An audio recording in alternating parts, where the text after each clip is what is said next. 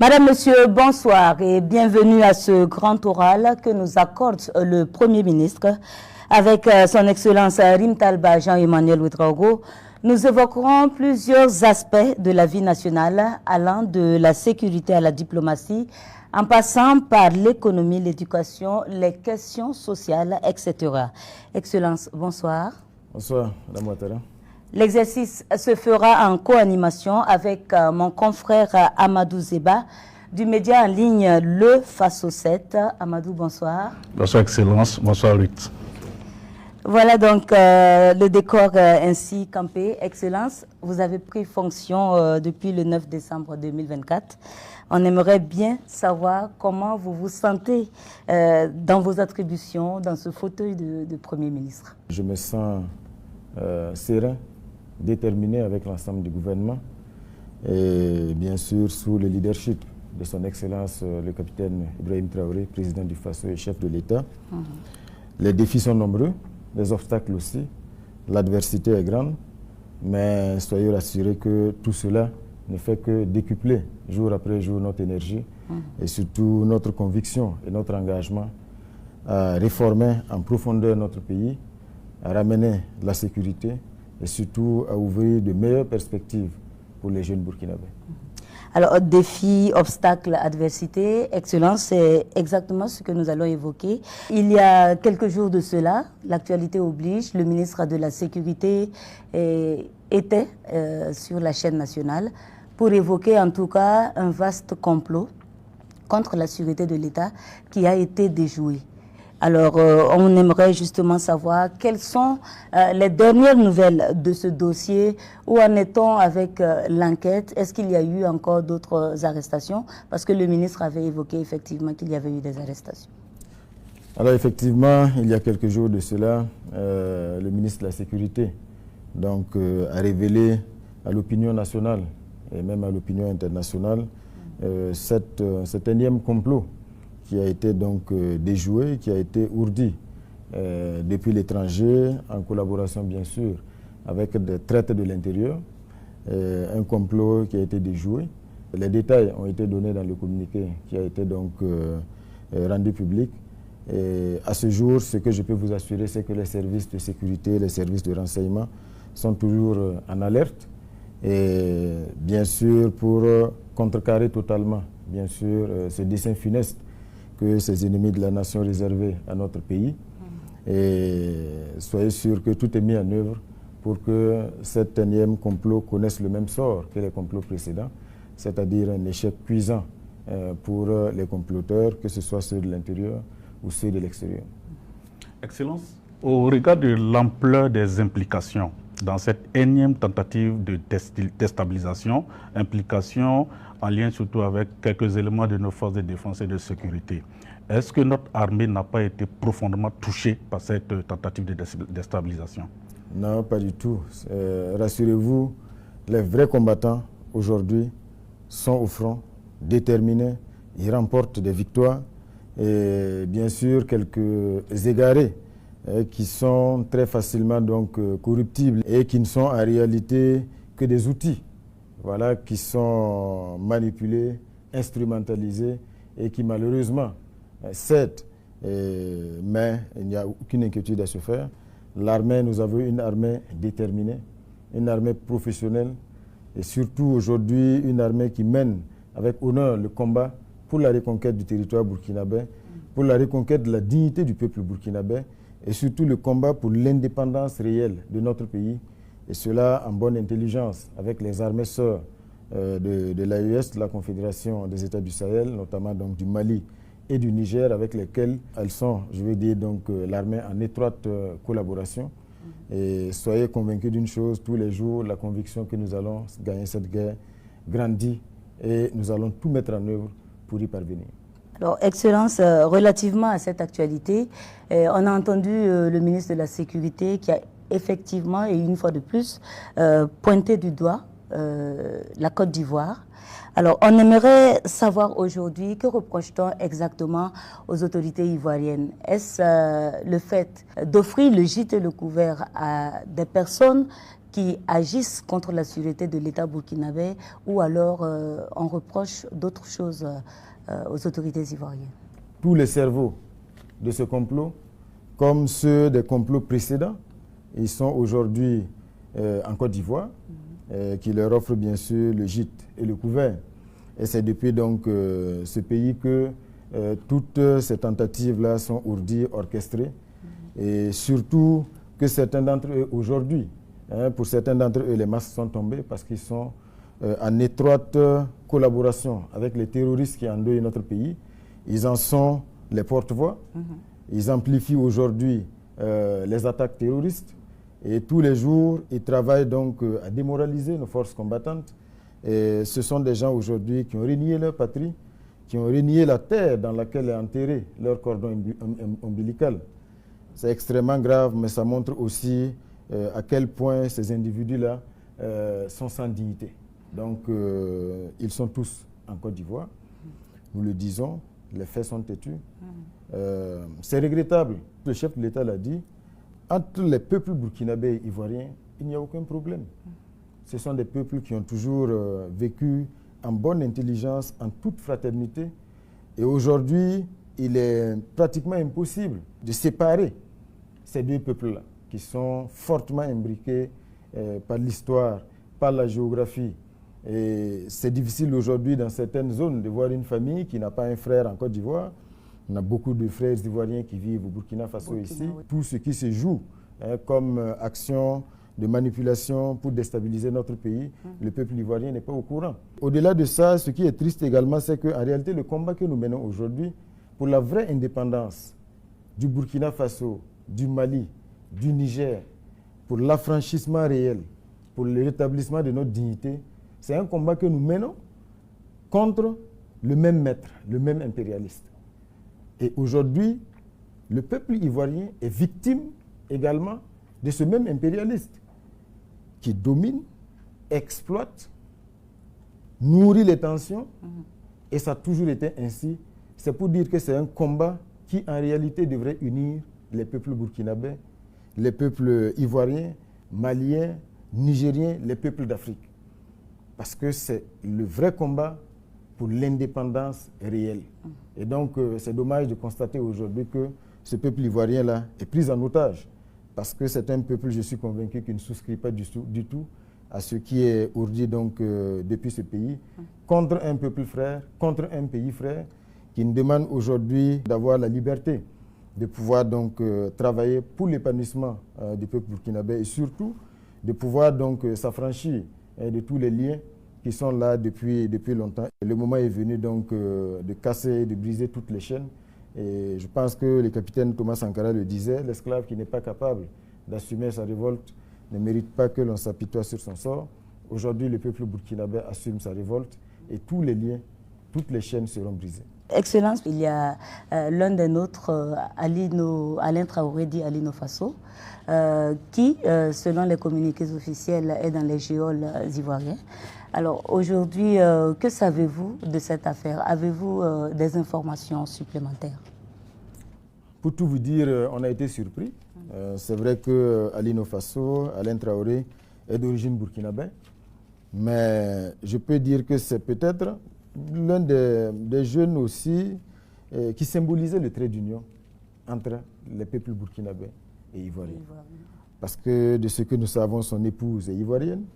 Il y vit avec ses enfants, il mène ses activités en Côte d'Ivoire comme au Burkina Faso. Et il a toujours été celui qui prêchait vraiment cette entente, cette fusion entre les peuples burkinabés et ivoiriens.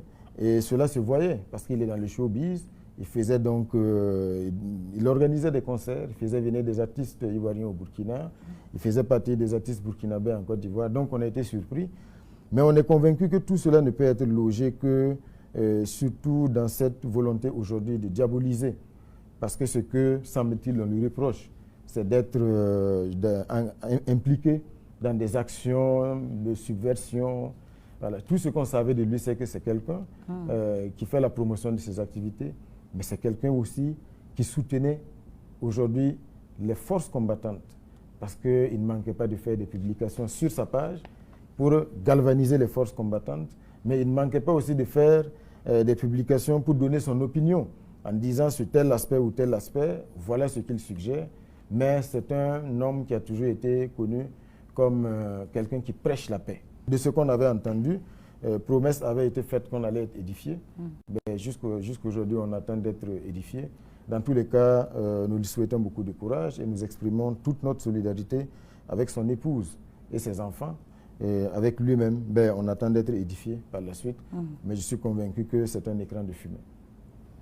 Excellence, dès sa prise de pouvoir, le chef de l'État, son Excellence le capitaine Ibrahim Traoré, déclarait que le territoire burkinabé était presque complètement perdu. Moins de 2 ans et demi après, devant l'Assemblée nationale, vous déclariez que ce territoire a été reconquis à plus de 71%.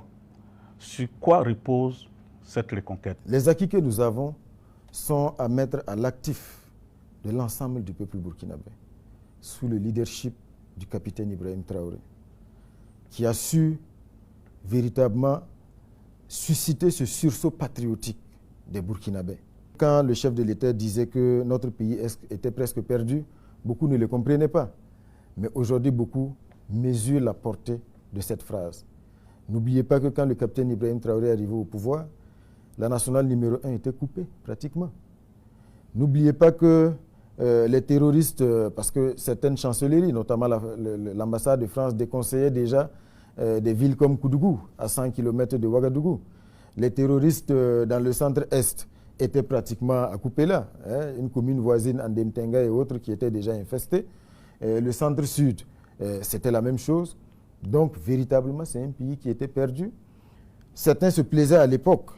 Des gens qui sont aujourd'hui, donc, dont les masques sont tombés, on voit véritablement que ce sont les premiers partenaires, soutiens des terroristes, qui ont occupé des hautes fonctions dans des institutions de ce pays, avaient prédit que les terroristes allaient prendre leur café, je ne sais plus moi, à Kongoussi, et puis déjeuner à Ouagadougou. Ils n'avaient pas tout à fait tort quand ils le disaient.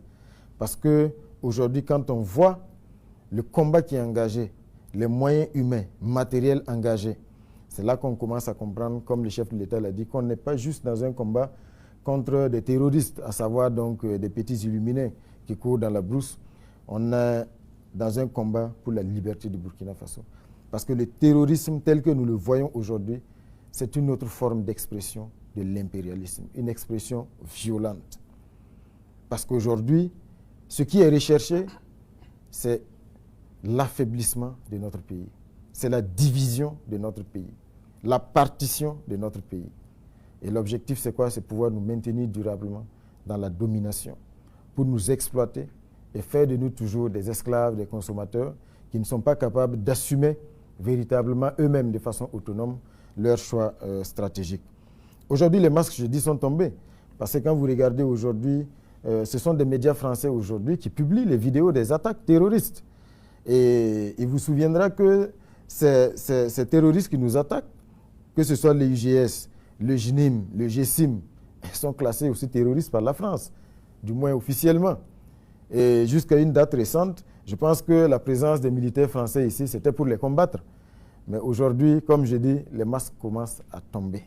Et nous commençons clairement à voir aujourd'hui, comme je l'ai dit, que le peuple burkinabé est engagé dans un combat pour sa liberté, aux côtés des peuples maliens, nigériens, dans le cadre de la Confédération, qui est donc un cadre confédéral issu donc de cette vision stratégique, historique des 3 leaders de nos États.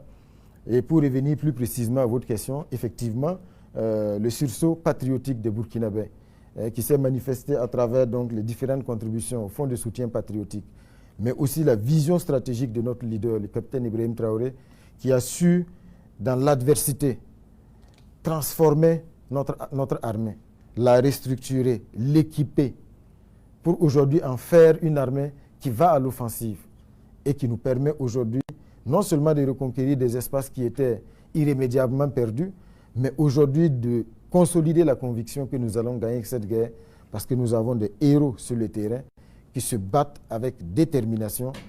Ce sont des terres que nous avons héritées de nos ancêtres.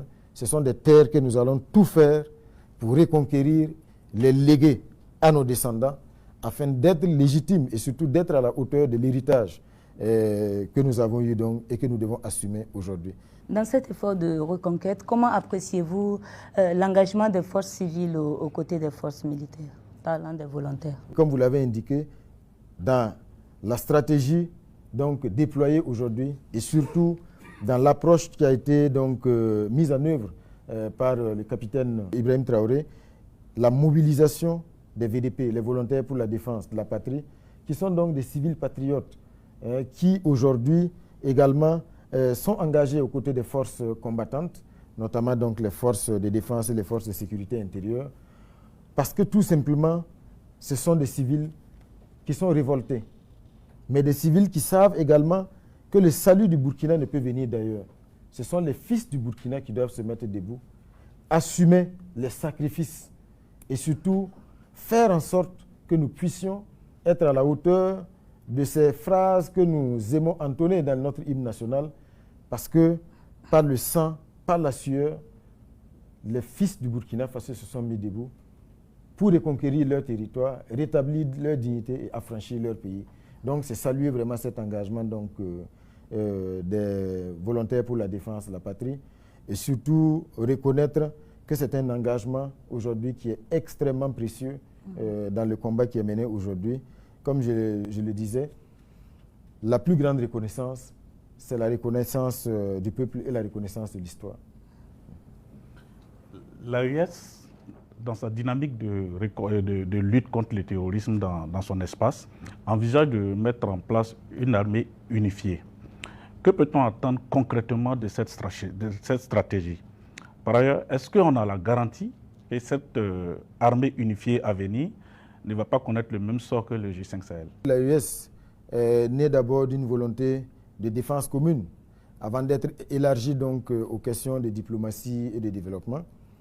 Tout simplement parce que nos trois leaders, le capitaine Ibrahim Traoré, le général d'armée Assimi Goïta, le général d'armée Abdraman Tiani, les trois leaders à la tête des trois États se sont rendus compte et ont compris que la solution à la crise sécuritaire au Burkina Faso se trouve au Mali.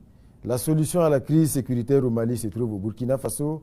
La solution à la crise sécuritaire au Burkina Faso se trouve au Niger, alors que jusqu'à présent, alors chacun menait son combat de son côté.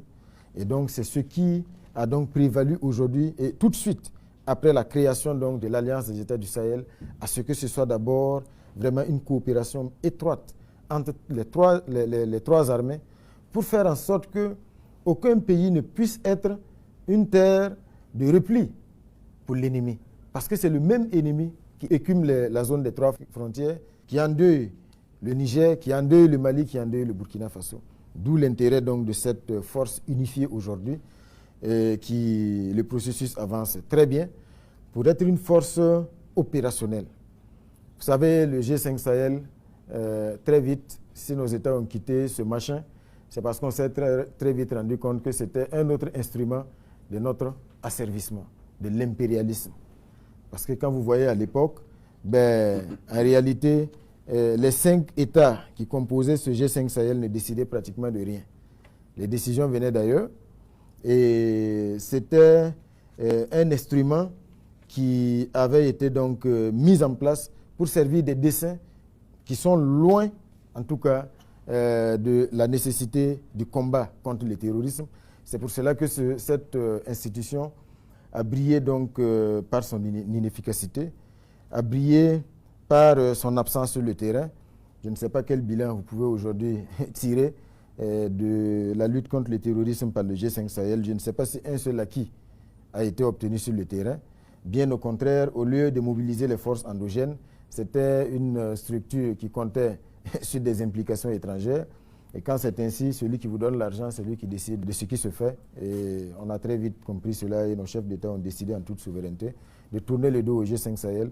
Et aujourd'hui, cette force, la différence donc du G5 Sahel, est née de la volonté de nos trois leaders qui aujourd'hui sont engagés par des moyens et des capacités endogènes à donner toute la force donc, et toutes les capacités à cette force unifiée-là afin de pouvoir donc mener ce combat historique, gagner la guerre et faire en sorte que de façon donc plus étroite, nous puissions nous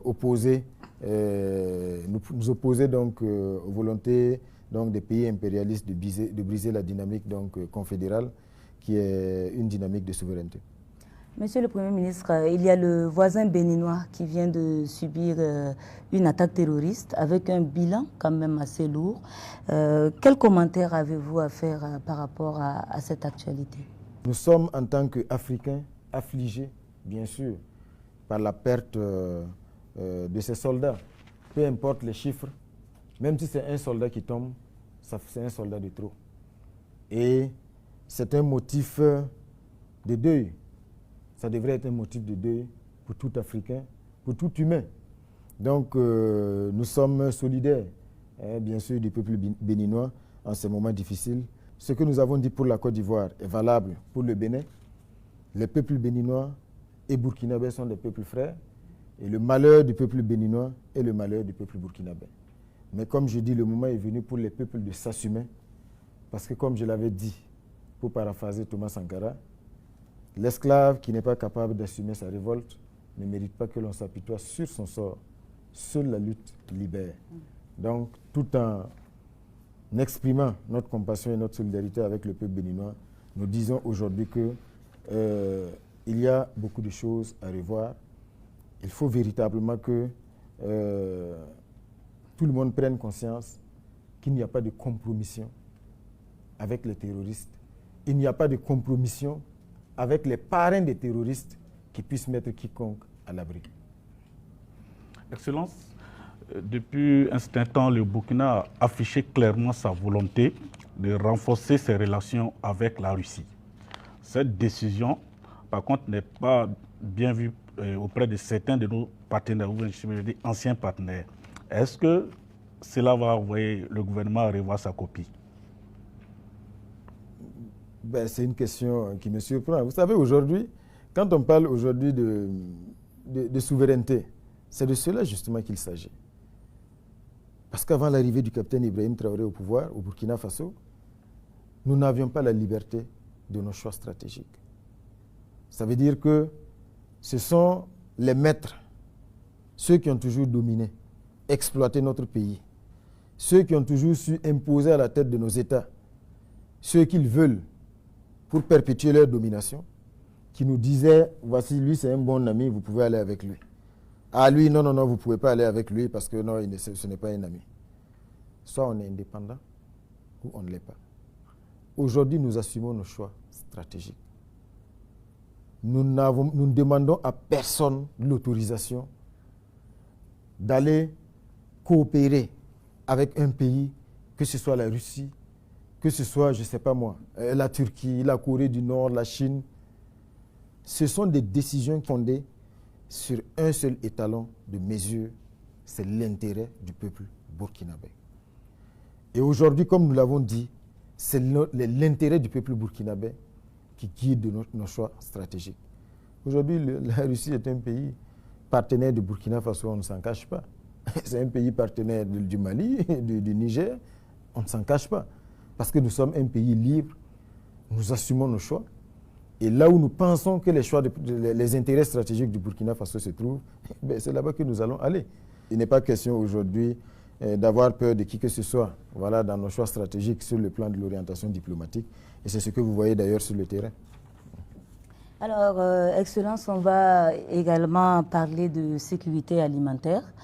C'est ce qui a conduit le gouvernement à lancer une offensive agro-pastorale et halieutique pour la période 2023-2025.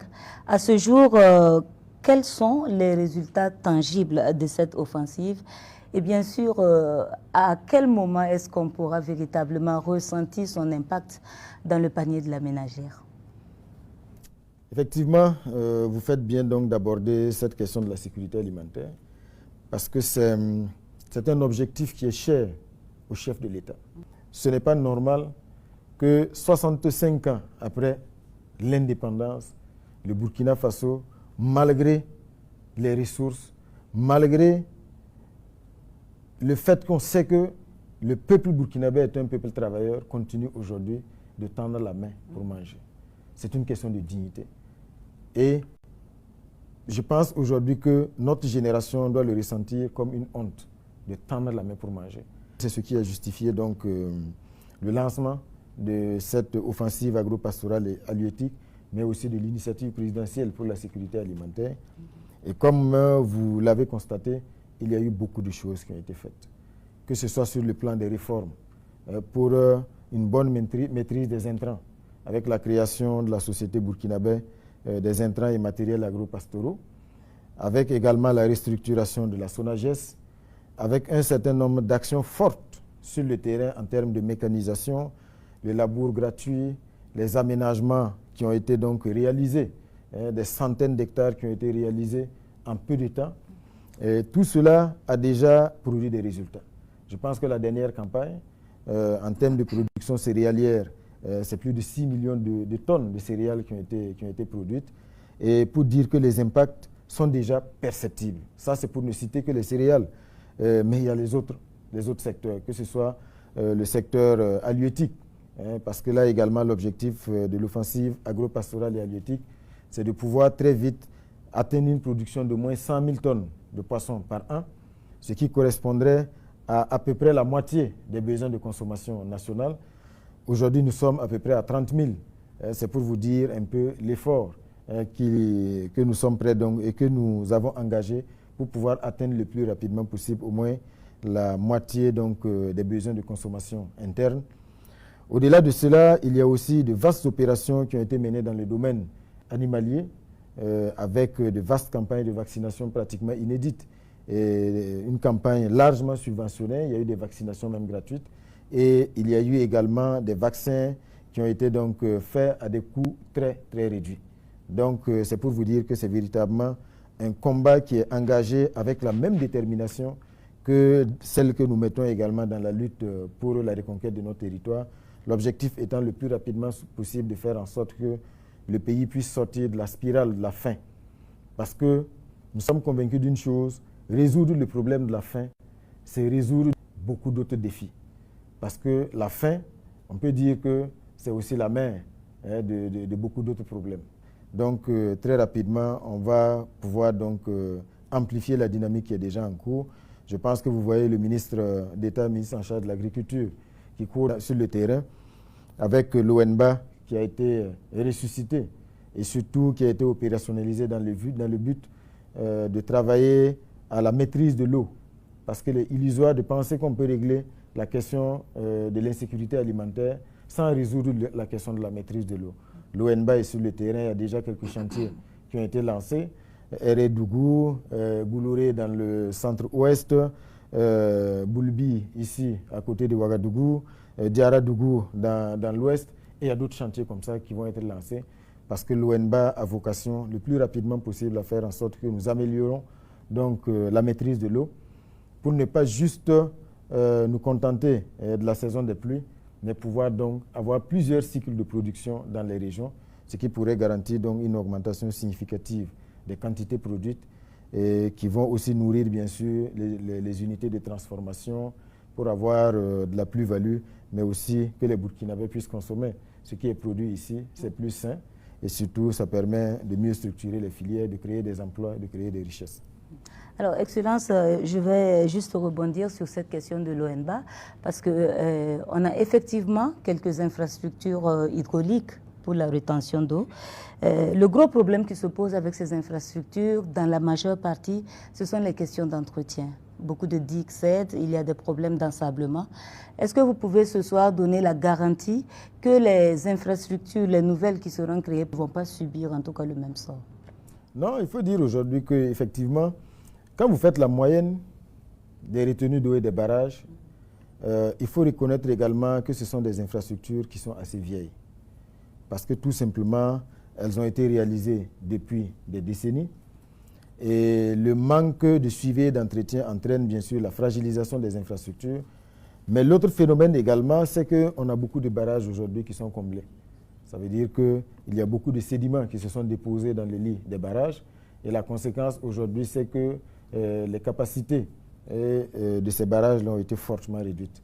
Donc l'ONBA a vocation à travailler sur tous ces aspects. Non seulement curer des retenues d'eau qui existent, mais également travailler à réhabiliter un certain nombre d'ouvrages hydrauliques qui existent, mais qui sont aujourd'hui fragilisés. Et bien sûr, tout sera mis en œuvre pour que la qualité soit optimale.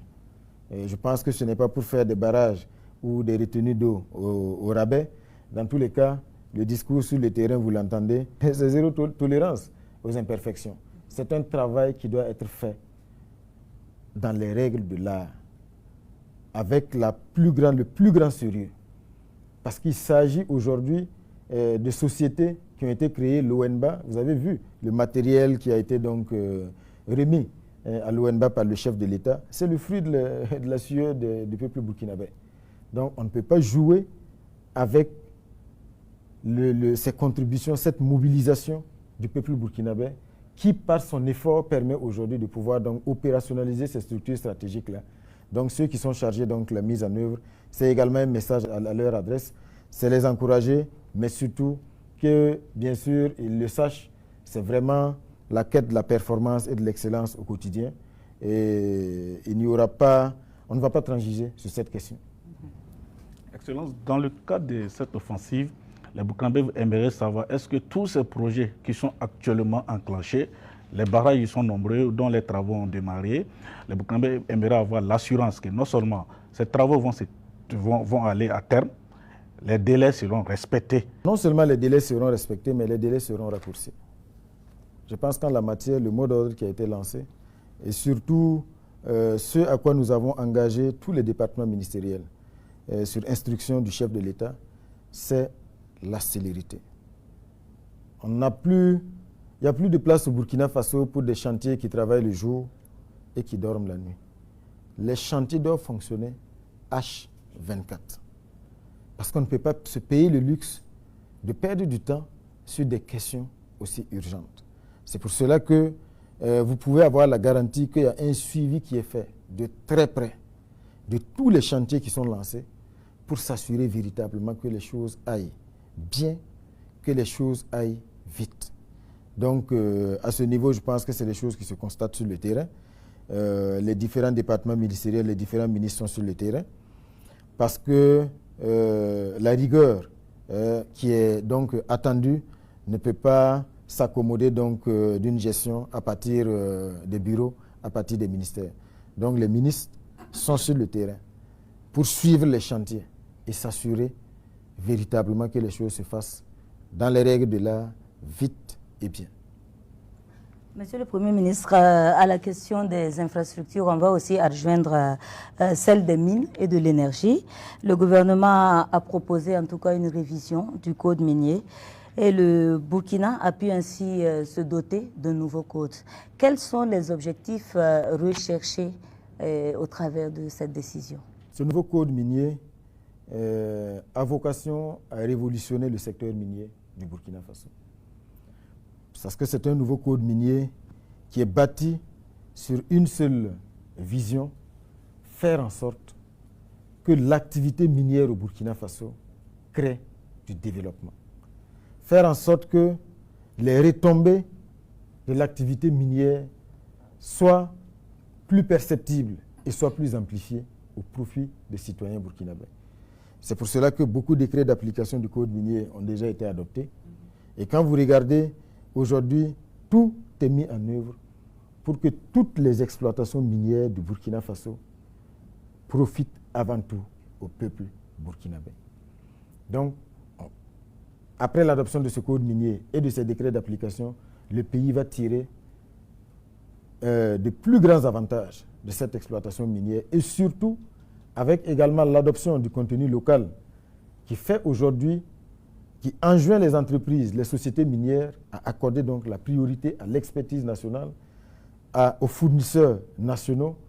Ça devrait créer un écosystème beaucoup plus favorable au développement du Burkina Faso et on devrait voir davantage les retombées de l'exploitation minière du Burkina Faso afin que ce ne soit pas juste les conséquences que les populations subissent, mais que véritablement elles puissent sentir que les minéraux qui sont exploités profitent véritablement à leur pays. Excellence, on a constaté aussi que le gouvernement a pris la décision de reprendre en main certaines exploitations minières. Est-ce que vous pouvez revenir sur les motivations d'une telle décision? Ça participe de la même vision. Parce qu'aujourd'hui, il y a la Société de participation minière du Burkina qui a été créée, la SOPAMIB, et qui a déjà récupéré, racheté deux mines industrielles, notamment donc Bungu et Wagnon, et ça va se poursuivre. Parce qu'au-delà donc des mines industrielles, on a aussi le domaine du semi-mécanisé, dans lequel aujourd'hui on s'investit. L'objectif, c'est toujours vraiment d'optimiser les retombées de l'exploitation minière pour le Burkina Faso. Et je peux vous assurer qu'on n'a pas encore véritablement atteint le rythme de croisière de l'exploitation de ces mines que l'État a acquis au profit du peuple burkinabé. Mais c'est sûr que très rapidement, on se rendra compte que quand on se donne les moyens nous-mêmes d'exploiter nos mines, et Dieu sait que nous avons les moyens, nous avons l'expertise, il n'y aura pas de commune mesure en termes de retombées, non seulement pour le budget de l'État, mais également pour les citoyens burkinabés. Alors, vous parlez justement de retombées de l'exploitation minière pour les populations. Récemment, il y a le général américain qui déclarait, devant le Sénat des États-Unis que les ressources minières du Burkina ne profitent pas aux populations. Que faites-vous comme commentaire par rapport à cette déclaration? C'est vrai qu'il y a déjà eu une réaction officielle à travers un communiqué du ministère des Affaires étrangères. Mais tout ce que nous pouvons dire, c'est que c'était avec une grande surprise. Et nous avons donc découvert cette déclaration qui ne s'appuie sur aucun rapport. Et on est d'autant plus surpris que cela vient d'un général qui a plutôt vocation à gérer des questions militaires, notamment donc l'US Africom, dont il est le patron. Donc, c'était vraiment une grande surprise. Et ce qu'il faut dire déjà, c'est que ça n'a aucune chance de prospérer, cette manipulation. Parce que tout simplement, quand vous prenez le Burkina Faso aujourd'hui, grâce à la vision du chef de l'État dans le domaine de la production aurifère, c'est ce qui se passe, c'est du jamais vu. Pour prendre l'exemple de l'année qui s'est achevée, 2024, la Société nationale des substances précieuses, SONASPE, a collecté plus de 8 tonnes d'or en 2024. Le premier trimestre 2025, nous sommes à plus de 11 tonnes d'or déjà collectées. C'est une société d'État. Et aujourd'hui, la question qu'il faut se poser, parce que ces quantités d'or énormes qui sont collectées sont issues en grande partie de l'exploitation artisanale. Posez-vous la question, où est-ce que cet or partait? Et nous sommes convaincus que ces volumes d'or collectés au Burkina Faso sont encore, les marges de progression sont encore importantes. Donc il faut se demander déjà, alors toute cette quantité d'or, par quel circuit elle quittait le Burkina Faso? Aujourd'hui, tout est mis en œuvre pour que l'or du Burkina Faso profite au Burkina Faso. Pour la première fois, on est engagé dans un processus de constitution d'une réserve d'or au Burkina Faso. Et c'est pendant donc que tout ce travail est fait et produit des résultats significatifs visibles par le peuple burkinabé qu'il y a eu donc cette déclaration mensongère de la part d'un général qui cache mal sa volonté de manipuler et de diaboliser. Et vous vous souviendra, et nos aînés nous le disent, sous la révolution de Thomas Sankara, je pense que Thomas Sankara était victime de la même manipulation à une certaine époque. On l'a accusé de tous les péchés d'Israël, accusé d'enrichissement illicite, et tout cela participait d'une volonté de le diaboliser, de manipuler les opinions, et pour créer les conditions favorables pour ce qui s'est passé. Donc, est-ce que ceci explique cela? Nous n'allons pas dire tout de go que c'est de cela qu'il s'agit, mais nous sommes convaincus d'une chose, cette déclaration du général américain, elle n'est pas anodine, mais aujourd'hui vous voyez toute la réaction, tout le tollé que cela a suscité. C'est une déclaration qui n'a aucun lien avec la réalité sur le terrain. Et ce général ferait mieux de s'occuper des questions militaires parce qu'en termes de manipulation, il brille par sa médiocrité. Excellence, le président du Faso annonçait tout dernièrement que le Burkina Faso allait construire 3 000 à 5 000 routes par an. Comment est-ce que votre gouvernement compte réaliser cet exploit, ou du moins relever ce défi? Alors, ce qu'il faut dire à ce niveau également, c'est que c'est l'une des grandes priorités qui nous a été assignée par le chef de l'État, parce qu'aujourd'hui, il est illusoire de penser qu'on peut transformer structurellement le Burkina Faso, créer les bases d'un développement durable sans résoudre les questions d'infrastructure. Il est aussi illusoire de penser aujourd'hui qu'on peut régler cette question en restant dans les mêmes pratiques. Je l'avais expliqué face aux députés. 1 kilomètre de route en béton bitumineux est évalué entre 500 millions et 1 milliard. Le réseau classé du Burkina Faso compte aujourd'hui plus de 15 000 kilomètres. À peu près le tiers aujourd'hui est bitumé. Et même ce tiers bitumé, quand on regarde de près, une bonne partie est dans une situation de dégradation. Comment vous pouvez penser, si on ne change pas d'approche, comment on peut penser résoudre cette question? C'est pour cela que l'initiative Faso-Mebo a été lancée par le chef de l'État, qui est une initiative aujourd'hui qui nous permet de nous doter des capacités pour pouvoir agir sur le terrain en régie.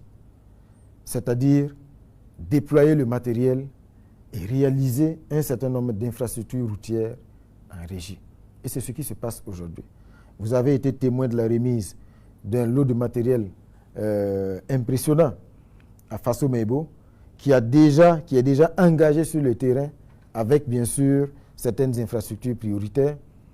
Et l'autre volet également qui rend urgent et stratégique la mise en œuvre donc, de Faso-Mebo et surtout la réalisation des infrastructures, c'est que les infrastructures doivent soutenir les opérations de reconquête du territoire.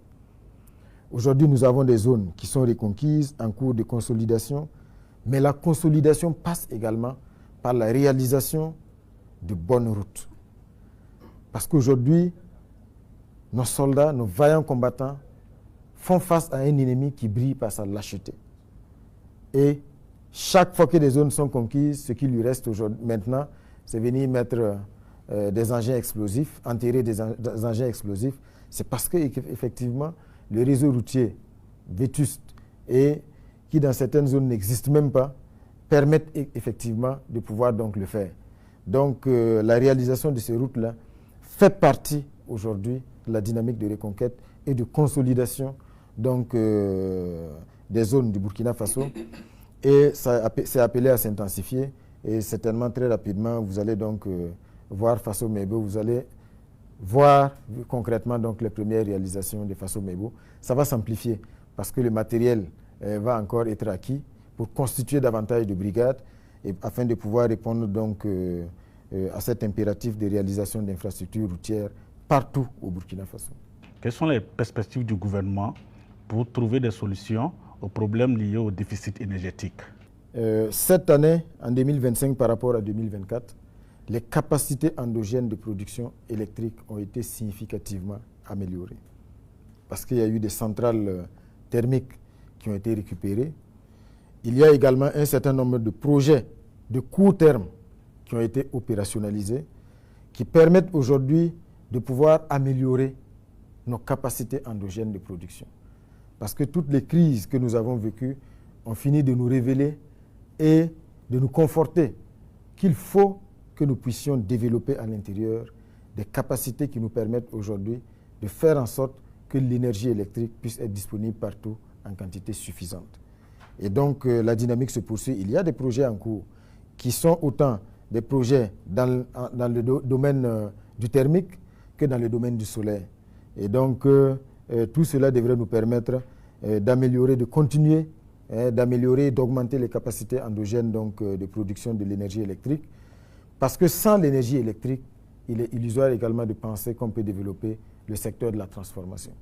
Parce qu'il faut produire, mais il faut également transformer pour créer la plus-value, créer des emplois, créer de la richesse et faire en sorte que les Burkinabés soient fiers de consommer des produits produits au Burkina Faso, transformés au Burkina Faso et distribués au Burkina Faso. Ce sont des produits qui sont sains et puis qui permettent donc d'asseoir les bases véritablement d'un secteur industriel fort qui contribue significativement au développement.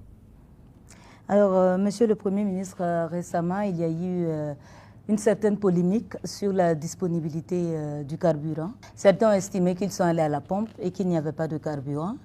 Ils ont vite crié à la pénurie. Et pourtant, dans les différents communiqués, on dit qu'il n'y a pas de problème de carburant. Il y a bien du carburant disponible à la pompe. Est-ce que vous pouvez un peu nous donner quelques éclairages sur cette question? Alors, tout ce que je peux vous dire, c'est que ce qui s'est passé récemment n'est pas à dissocier de ce qui a été rendu public, à savoir donc cette tentative de déstabilisation orchestrée qui a été déjouée. Parce que la concomitance des événements prouve qu'il y a bien sûr des liens directs. Parce qu'il y a des fake news, des fausses informations effectivement qui ont été distillées par les mêmes terroristes qui sont hors du Burkina Faso et qui ont laissé croire qu'il y avait des risques de pénurie, pour ne pas dire qu'il y avait des pénuries. Et vous savez comment fonctionne un peu le secteur des hydrocarbures et de la distribution. Vous savez, quand il y a une vague de panique qui naît, tout de suite, le réflexe des consommateurs, c'est de se ruer vers les stations-service. Ce n'est pas juste de se ruer vers les stations-service, mais c'est de surconsommer. Parce que celui qui avait l'habitude de mettre juste peut-être 1000 francs de carburant ou 5000 francs ou 10 000, il voudra faire le plein, voilà, pour être sûr d'avoir du carburant pour longtemps. Et quand tout le monde vient en même temps dans les stations-service et surconsomme, la conséquence immédiate, c'est que la station va être vidée. Jusqu'à ce que la station soit à nouveau ravitaillée, on a le sentiment effectivement qu'il y a une pénurie. Mais la pénurie ne peut être appréciée, ne peut être confirmée que si sur le territoire national, il n'y a pas de stock qui permette de répondre aux besoins. Ce qui n'a jamais été le cas. Donc c'est pour dire qu'aujourd'hui, les citoyens burkinabés doivent être sereins et surtout éviter de paniquer et de devenir des cibles faciles pour ceux qui manipulent. Parce qu'il suffit juste qu'une page, qui est même un avatar, qui brille dans la manipulation et dans la diffusion de fausses informations, crie à la pénurie, et puis certains qui n'ont pas suffisamment de recul sont prêts à courir tout de suite vers les stations avant de se rendre compte par après qu'il n'en est rien.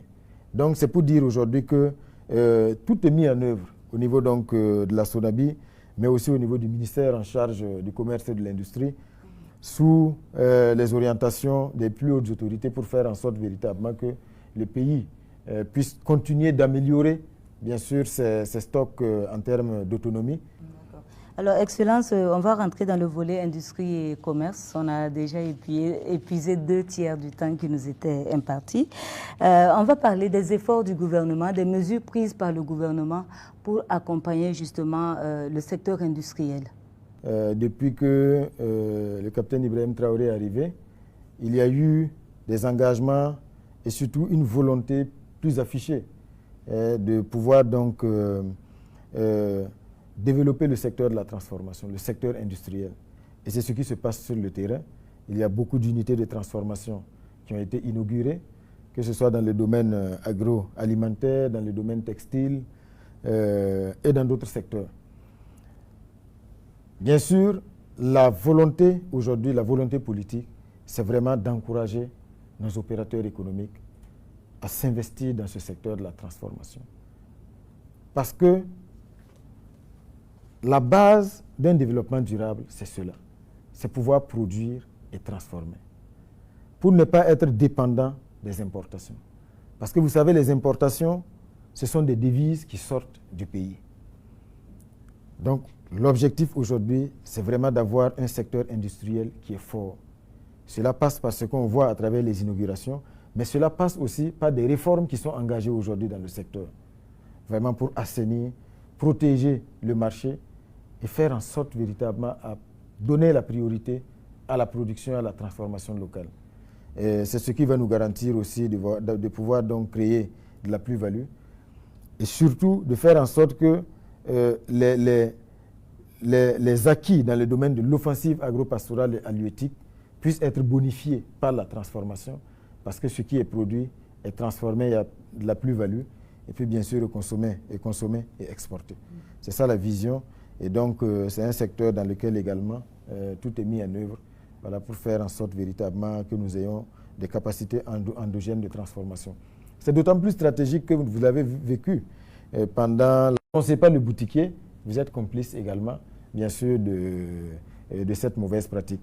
Mais au-delà de ça, de façon stratégique, vous aurez remarqué donc la création de la société Fasoya, qui va être opérationnalisée bientôt, qui devrait permettre de pouvoir créer également des boutiques, créer un circuit de distribution d'un certain nombre de produits partout au Burkina Faso afin de garantir leur accessibilité à des prix étudiés et surtout de faire en sorte également de faire une sorte de péréquation afin que le même produit soit accessible au même prix partout sur le territoire national.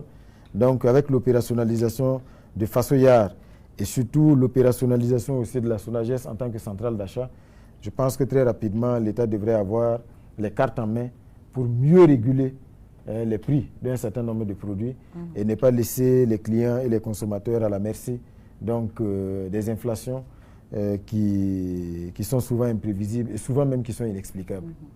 Alors, on va évoquer en même temps les volets économie et finances. Nous y sommes pratiquement.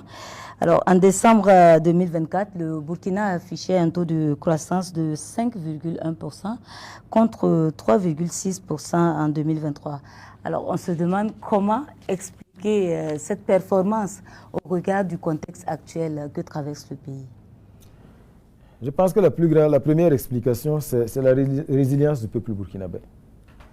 Il est vrai qu'il y a un certain nombre d'indicateurs qui influencent bien sûr ce taux de croissance, la bonne campagne agricole associée bien sûr à un certain nombre de facteurs, mais le premier élément c'est la résilience du peuple burkinabé.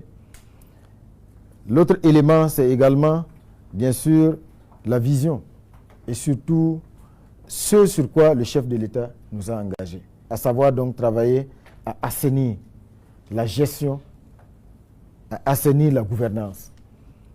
Aujourd'hui, quand vous prenez le budget, en dépit des contingences et tout, le déficit a été baissé entre 2024 et 2025. Parce que le chef de l'État le dit toujours, il ne faut pas que l'on vive au-dessus de nos moyens.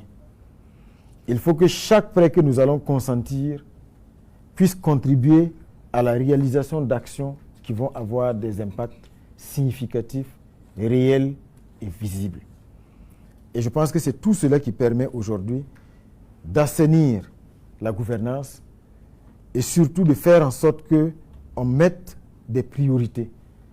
Le budget 2025, vous l'avez vu, c'est une première dans l'histoire du Burkina Faso, a été arbitré par le chef de l'État lui-même, qui s'est assuré que dans le budget, on a expurgé toutes les actions superflues qui ont un caractère routinier, mais qui n'ont pas de résultats réellement visibles sur le terrain. Donc je pense que c'est tout cela qui nous permet aujourd'hui d'avoir une bonne dynamique de croissance.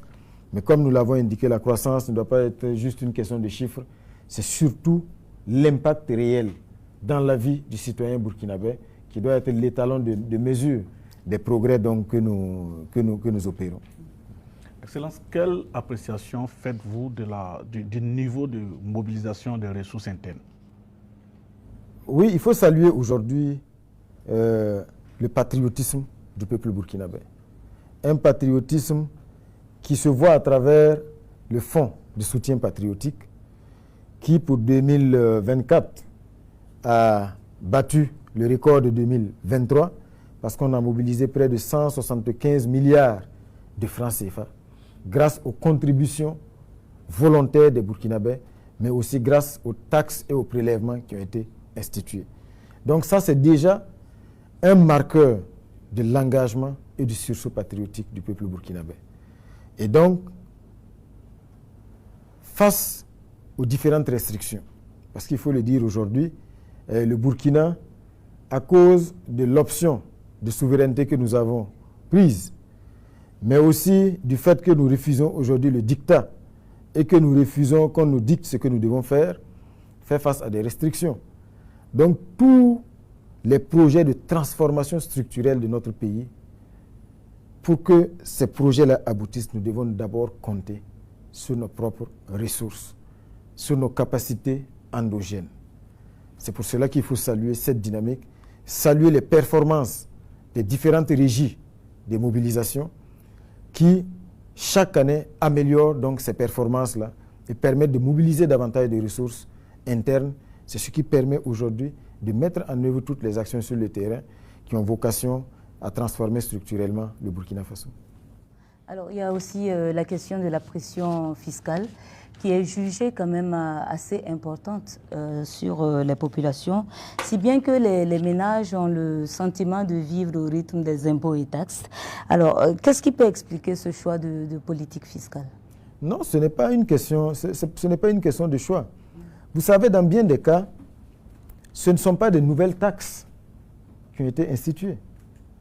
Dans bien de cas, en dehors bien sûr du fonds de soutien patriotique, il s'agit juste d'un assainissement et surtout de faire en sorte que tous les secteurs qui sont imposés payent.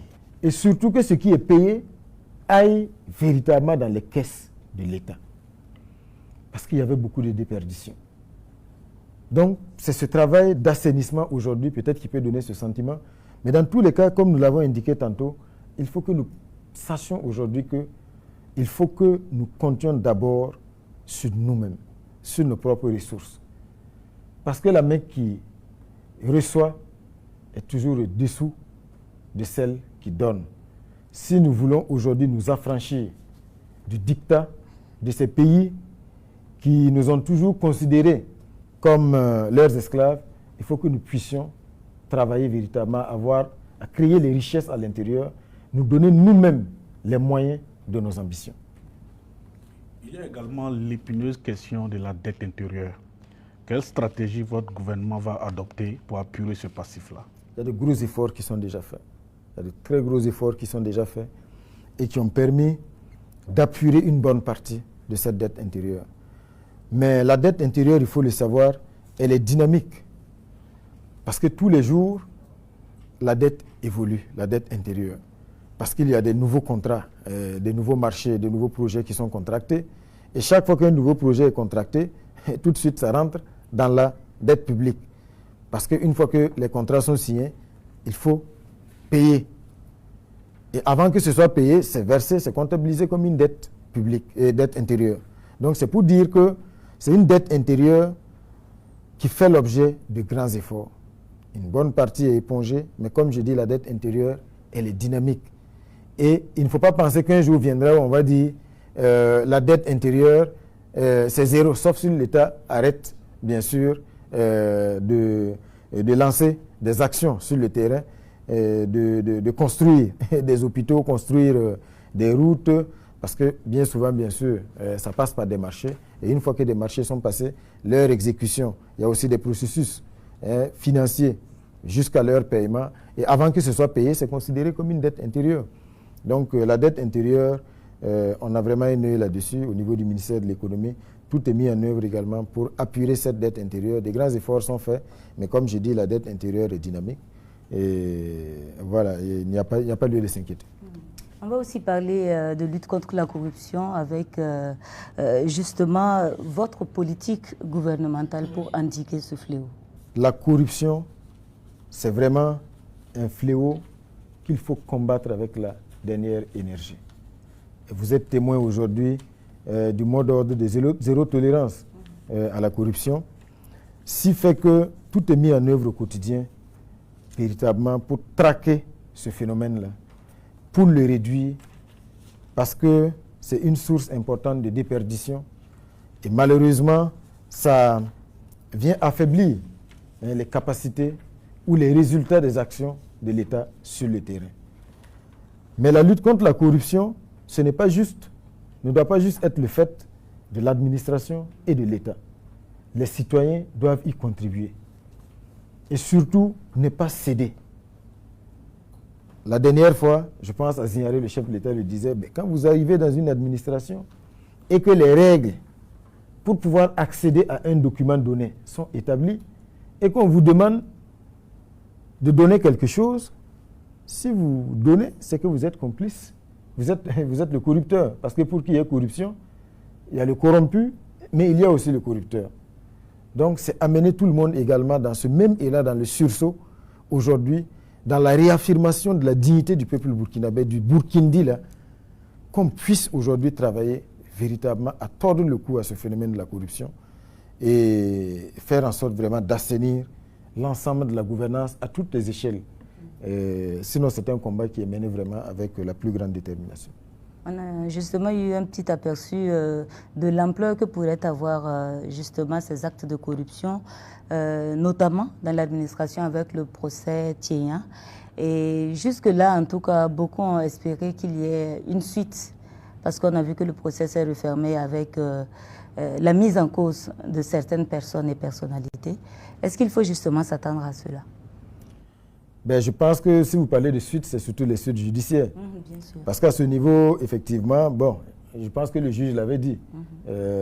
C'est sûr que peut-être l'instruction suit son cours, parce que ce procès-là a permis également de mettre en cause non seulement d'autres personnes, mais de révéler d'autres pratiques qui étaient là et qui sont tout autant passibles de poursuite que l'affaire Théa elle-même. Donc, c'est sûr qu'au niveau donc, de la justice, l'instruction suit son cours.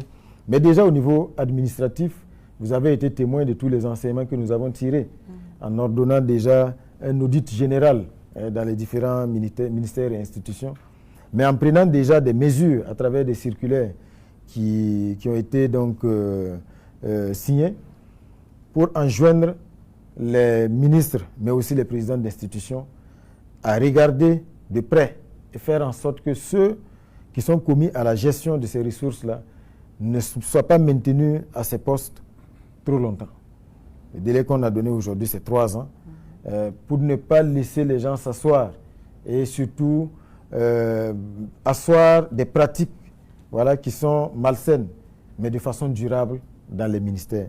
Je pense que l'affaire Théa, au-delà de tout, a un caractère pédagogique et a révélé aussi les failles de l'administration. Les failles de l'administration, et nous travaillons aujourd'hui à combler ces failles-là et faire en sorte à réduire, bien sûr, les marges de manœuvre de ceux qui sont chargés de gérer les deniers publics, parce que ce sont ces marges de manœuvre, quand elles sont importantes, qui ouvrent la porte à des pratiques comme celles que nous avons découvertes donc, dans le procès Théa. Toujours dans le cadre des actions de répression contre la corruption, faudrait-il s'attendre à une suite judiciaire en ce qui concerne le dossier du stade du 4 août? C'est un dossier qui a connu plusieurs rebondissements, plusieurs milliards ont été éjectés avant que on ait les résultats que le ministre nous a permis de voir il y a quelques jours. Est-ce qu'il y a une suite judiciaire qui pourrait découler de ce dossier-là? L'affaire est déjà en justice. L'affaire est déjà en justice. À ce stade, je ne peux pas vous dire, je ne suis pas dans le secret de Dieu et le secret de l'instruction. Mais il est clair que le processus de réhabilitation du stade du 4 août pour son homologation a été manifestement entaché de pratiques et de malversations. Je pense que ça, c'est une évidence. Et nous espérons vraiment que l'enquête qui est ouverte et surtout le dossier qui est en cours au niveau de la justice permettra de situer toutes les responsabilités. Et surtout qu'on puisse châtier ceux qui se seront rendus coupables de malversation donc, dans ce processus-là, qu'ils puissent être châtiés à la hauteur donc, de leurs crimes. Dans tous les cas, pour le stade du 4 août, comme vous l'avez vu, il y a des décisions fortes qui ont été prises. Le chef de l'État donc a autorisé, il y a un début d'année, que l'on puisse donc aller vite en impliquant une entreprise qui a vraiment l'expertise, qui a déjà homologué des stades dans d'autres pays, à des coûts nettement inférieurs que ce que la réhabilitation du stade du 4 août a déjà coûté. Et aujourd'hui, les résultats sont déjà palpables. Le délai court jusqu'en juin. Mais à ce stade, déjà, ce que nous voyons sur le terrain nous convainc que le stade devrait être disponible le plus rapidement possible afin que les fans du sport burkinabé, ceux, bien sûr, qui jusqu'à présent sont frustrés de toujours voir nos étalons, nos ambassadeurs du sport, être obligés d'aller donc jouer, les journalistes y compris, aller jouer loin de nos bases, qu'ils puissent venir au stade, soutenir leur équipe. Je pense que ça devrait se faire le plus rapidement possible. Et ça ne va pas s'arrêter là, parce qu'en termes d'infrastructures sportives, il y a beaucoup d'autres projets qui sont en cours, que ce soit à Bobo-Dioulasso, que ce soit à Ouagadougou, pour réaliser des stades également modernes et surtout qu'on puisse s'assurer vraiment que nos sportifs bénéficient de bonnes infrastructures. C'est également un facteur pour l'amélioration de leur performance. Nous y travaillons. Sinon, le dossier est en justice. Nous espérons vraiment que les responsabilités vont être situées et surtout que ceux qui auront été donc seront coupables de malversation seront châtiés. Alors, Excellence, on va également parler assez rapidement du volet santé avec la mise en œuvre de la question de l'assurance maladie universelle.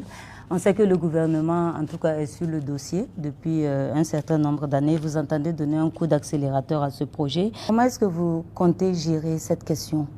Il faut dire que, effectivement, dans le processus d'opérationnalisation de l'assurance maladie universelle, il y a de grands pas qui ont été franchis. Vous vous souviendrez qu'en 2024, la plupart des textes dont l'adoption freinait, dont la non-adoption plutôt freinait la mise en œuvre de cette assurance maladie universelle, ces textes-là ont été adoptés, ce qui a permis d'ouvrir la voie à son opérationnalisation. Nous sommes dans le processus toujours, qui est très, très avancé. Il y a eu un recensement qui a déjà été fait, avec des centaines de milliers d'agents qui ont déjà donc été enregistrés et le processus se poursuit. Dans tous les cas, je pense qu'il y a beaucoup de paramètres aujourd'hui qui sont pris en compte pour faire en sorte que véritablement cette assurance maladie universelle là, vienne améliorer l'accessibilité vraiment aux soins de santé à tous les citoyens burkinabés. Parce que malheureusement, le facteur financier est bien souvent malheureusement un frein aussi à l'accès aux soins de santé. Et nous pensons que cette assurance maladie universelle va permettre véritablement de révolutionner le secteur de la santé et améliorer significativement la santé des populations burkinabées. L'État est prêt à consentir bien sûr les efforts en termes aussi de contribution pour l'équilibre d'ensemble donc de la mise en œuvre de cette assurance maladie universelle là. On est sur le chemin. S'il y a des obstacles et des difficultés, des enseignements seront tirés. Mais dans tous les cas, tout sera mis en œuvre pour faire en sorte qu'on ait vraiment un dispositif opérationnel et un dispositif avantageux, voilà, pour les citoyens burkinabés. On constate également le déploiement des cliniques mobiles auprès des populations. Est-ce que cette dynamique va se poursuivre? Absolument. Les enseignements qu'on peut tirer déjà de ces premières cliniques mobiles-là sont très satisfaisants. Parce que quand vous voyez l'engouement des populations de façon générale, et plus particulièrement de nos sœurs et de nos mères, chaque fois que les cliniques mobiles leur offrent l'opportunité de pouvoir bénéficier d'une bonne consultation, avec bien sûr des offres qui autrement ne pourraient être accessibles que si elles se déplacent dans les grands centres de santé. Cela témoigne aujourd'hui véritablement de l'efficacité de ces cliniques mobiles. Et là, jusqu'aujourd'hui, elles continuent d'être déployées pour se rapprocher davantage donc, des populations et offrir cette opportunité de pouvoir bénéficier donc, de soins de qualité, de diagnostics de haut niveau À ce stade, déjà, le bilan est très satisfaisant.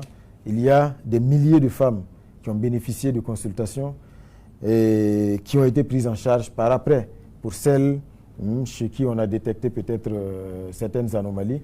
Donc, ça devrait se poursuivre et faire en sorte véritablement qu'on puisse toujours travailler à rapprocher les offres de santé, les services de santé des populations. Alors, on va parler société des informations, mais vraiment assez sommairement parce qu'on est très pris par le temps. Alors, récemment, lors des deuxièmes journées des engagements patriotiques, le chef de l'État avait fait une invite à l'ordre et à la discipline. Et immédiatement après cette invite, on a assisté à la sortie de ce qu'on appelle le gilet jaune pour les travaux d'intérêt commun. Quel commentaire faites-vous justement par rapport à cela? Ce qu'il faut dire, c'est que les journées d'engagement patriotique et de participation citoyenne ont donné le temps par leur thème. L'ordre et la discipline.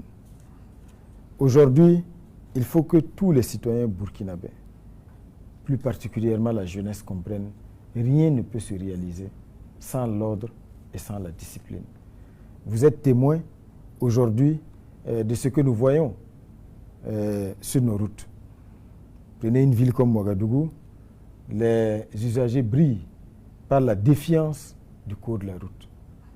Tout le monde brûle le feu, personne ne veut porter le casque. C'est vrai que la situation s'améliore progressivement, ce qui est à l'origine de beaucoup d'accidents. Donc ce qui est fait aujourd'hui participe de la volonté de discipliner les citoyens.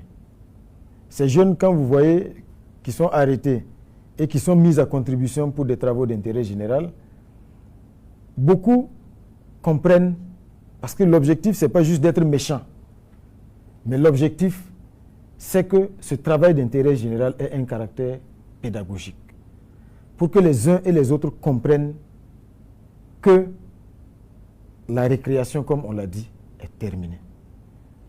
On n'a pas continué à faire dans la sensibilisation, parce qu'il y a beaucoup, ce n'est pas parce qu'ils ne le savent pas. C'est juste devenu un sport favori. Chacun se plaît à défier le code de la route, à brûler les feux, à jeter les ordures en ville. Voilà. Donc, il faut qu'on travaille à discipliner. Ça passe par de la sensibilisation, mais ça passe également par de la rigueur. Et ce sont des actions qui ont commencé, qui vont se poursuivre. Ça permet aussi à ces jeunes-là de pouvoir contribuer à l'assainissement de la ville.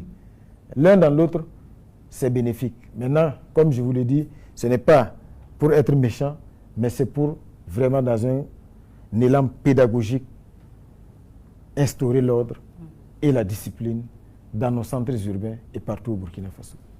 Excellence, parlons de désinformation. Depuis un certain temps, le phénomène des fake news a pris une certaine ampleur au Burkina Faso. Les institutions étatiques sont attaquées. Selon vous, qu'est-ce qui peut expliquer cette action malveillante contre le Burkina Faso? Est-ce que vous connaissez les auteurs aussi de ces actions-là? Non, il est clair aujourd'hui que tout cela participe de ce que nous avions décrit en début d'entretien, à savoir donc cette manipulation. Aujourd'hui, comme vous l'avez effectivement remarqué, il y a beaucoup de fake news. Mais la meilleure manière de combattre ces fake news, c'est d'ériger les barrières dans l'esprit des citoyens burkinabés. Que chaque Burkinabé ait du recul par rapport à ce qui est distillé sur les réseaux sociaux. Parce que très rapidement, on prend l'entête d'une institution et voilà, on met un communiqué qu'on jette sans source. Je pense qu'il y a des actions de sensibilisation qui sont en cours pour que les citoyens comprennent que quand on vous dit qu'une institution a publié une information, le premier des réflexes, c'est d'aller sur la page de l'institution pour vérifier effectivement si la source est avérée. Donc, il faut une éducation vraiment aux médias aujourd'hui. Il faut renforcer cela. Mais aussi, au niveau de la répression, il y a un gros travail qui est fait aujourd'hui, que ce soit au niveau de la BLCC, le CSC. Ce sont autant d'institutions aujourd'hui qui travaillent à ce qu'on puisse identifier. Voilà ceux qui se cachent derrière, donc, qui sont des cybercriminels, on peut le dire ainsi, afin de pouvoir les retrouver et les châtier, parce que Internet n'est pas une zone de non-droit. Maintenant, comme vous le savez, il y a aussi les manipulations orchestrées depuis l'extérieur et qui sont entretenues sont des mensonges qui sont distillés et souvent, malheureusement, pas des médias auxquels beaucoup de Burkinabés faisaient confiance autrefois. Voilà, notamment les médias français qui distillent beaucoup de mensonges, beaucoup de manipulations aujourd'hui, tout simplement parce que le Burkina Faso, parce que le Mali, parce que le Niger ont osé dire non. Sinon, je vous assure que ceux aujourd'hui, ces pays impérialistes qui sont les chanteurs de la démocratie, pour peu que vous acceptiez donc de vous écraser, de céder et d'être à leur merci, la démocratie ne devient plus un étalon de mesure parce que c'est à géométrie variable. En ce moment, vous pouvez faire un mandat, vous pouvez faire 2, 3 et pourquoi pas 4. Même quand vous êtes un militaire et que vous avez fait un coup d'État, pour peu que vous continuiez à jouer le jeu, ben, vous voyagez à l'Élysée, vous êtes reçu dans les grands salons feutrés, mais les populations ne sont plus dupes. Vous savez, ceux aujourd'hui qui manipulent la notion de démocratie pour dire, bon, du moment où il n'y a pas eu vote, il n'y a pas eu ci, il n'y a pas eu cela, tout cela ne prospère plus. Parce que les mêmes pays coopèrent avec des royaumes. Les rois ne sont pas élus, ou bien la démocratie n'est bonne que pour nous. Aujourd'hui, nous avons une claire vision de ce que nous voulons et cette manipulation ne passera plus. Donc, c'est également une manière d'interpeller nos concitoyens à pouvoir donc prendre conscience de ce qui se joue, lire entre les lignes, ne pas rester au pied de la lettre et pouvoir analyser et comprendre voilà, toutes les dynamiques qui sont en cours. Monsieur le Premier ministre, la carte du Burkina est peinte en rouge par certains pays qui vont même jusqu'à déconseiller fortement la destination Burkina Faso. Est-ce que vous comprenez leur choix? Je comprends leur choix parce que c'est tout à fait conforme à leur, comment dirais-je, à leur vision. Parce que aujourd'hui, comme je dis, beaucoup de travail, leur objectif c'est d'isoler nos pays. Il faut isoler nos pays. Ce n'est pas pour dire qu'au Burkina Faso, nous ne faisons pas face à une crise sécuritaire, mais le peuple burkinabé est debout. Vous savez, il y a beaucoup d'amis du Burkina Faso qui viennent de très loin. Et quand ils arrivent, la première des choses, le premier témoignage qu'ils font, c'est que si on avait écouté les médias, certains médias, on ne serait pas venus, notamment les médias français. Parce qu'ils dépeignent le Burkina Faso sous les traits d'un pays à feu et à sang, d'un pays où il n'y a aucune quelconque liberté. Voilà, donc ce n'est que du mensonge. Ce sont des médias mensonges. Ce sont des médias diaboliques. Le dessein funeste est connu. C'est juste manipuler les opinions pour isoler nos pays. Mais malheureusement, c'est voué à l'échec parce que le Burkina Faso, aujourd'hui, tous les jours, accueille des centaines, des milliers d'amis du Burkina Faso qui viennent de très loin et qui viennent constater que le Burkina Faso est un pays où il fait bon vivre. Je pense que les grands événements culturels qui continuent de s'organiser témoignent de cela. Et vous avez vu le dernier FESPACO, qui a été un succès total et retentissant et qui a réuni à Ouagadougou des festivaliers venus du monde entier. Donc c'est pour dire que tout cela, cela n'est pas à dissocier du fait aujourd'hui que tout est mis en œuvre pour briser la dynamique du Burkina Faso et tous les moyens sont bons. On est conscient de cela, mais ces pays-là, comme je dis, vont se réveiller dans la douleur parce que c'est voué à l'échec. Ces mêmes pays avaient dit à leur compagnie de ne plus venir au Burkina Faso parce que le pays est peint en rouge. Et à un moment donné, les mêmes compagnies reviennent dire bon, on veut recommencer à desservir le pays. Bon, mais c'est un pays qui est peint en rouge. Vous n'êtes pas là, mais il y a beaucoup de compagnies aériennes qui viennent tous les jours, qui desservent Ouagadougou. Il n'y a aucun problème. Je pense que ce sont eux aujourd'hui qui se rendent compte aujourd'hui qu'ils sont pris dans leur propre piège et les choses vont aller toujours ainsi. Alors, Excellence, que dire si ce n'est merci pour ce temps d'entretien que vous nous avez accordé. Alors, madame, monsieur, merci de nous avoir suivis. On se retrouve très bientôt sur la RTV. Je rappelle que pour cet entretien, j'étais avec mon confrère Amadou Zeba du média en ligne Le Faso 7. Bonsoir.